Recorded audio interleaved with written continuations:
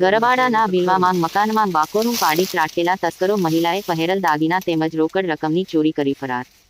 રાત્રિના સમયે બે મકાનોમાં ચોરોના આતંકથી લોકોમાં ફફડાટ।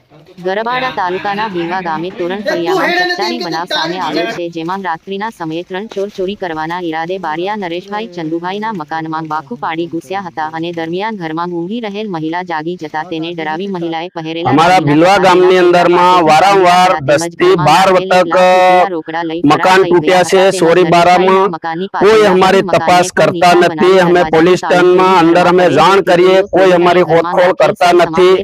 અમે 3 થી 4 થી 5 વાર અમે જાણ કર્યું છે, પણ કોઈ અમારી તપાસ કરતા નથી। અને અમારે પોલીસની જરૂરિયાત છે કે અમારે આ બાજુ માલફળિયામાં જેમ જાણે એમ કે પોલીસ વાળા પેટ્રોલિંગ જરૂર અમારે જરૂરિયાત જ છે, કારણ કે રાતના આજે 3 દિવસથી રાતના કૂતરા બૂમો પાડે ને અમે બી જાણ્યું છે, પણ અમારા મનથી એમ કે પાણી વાળા માણસ ફેરવવા માટે એમ તેમ કરતા હશે, એના હિસાબે અમે એવું બધું નહીં જાણ્યું। પણ આ લોકો અમુક મહિનો 1.5 મહિનાથી ઠંડુ હતું, આગળ એ લોકો 10-15 મકાન તોડ્યા હતા, પણ અમે જાણ કર્યું પણ કોઈ અહીંયા પોલીસ વાળાએ પેટ્રોલિંગ કર્યું નથી। તો જેમ જાણે એમ અમારે પોલીસની પેટ્રોલિંગની જરૂરત છે, અમારે પોલીસ વાળાની, એટલે અમારે જરૂરિયાત જ છે।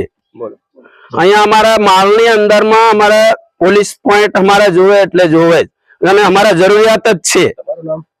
અમારા પૂંજાભાઈ સગનભાઈ બારિયા।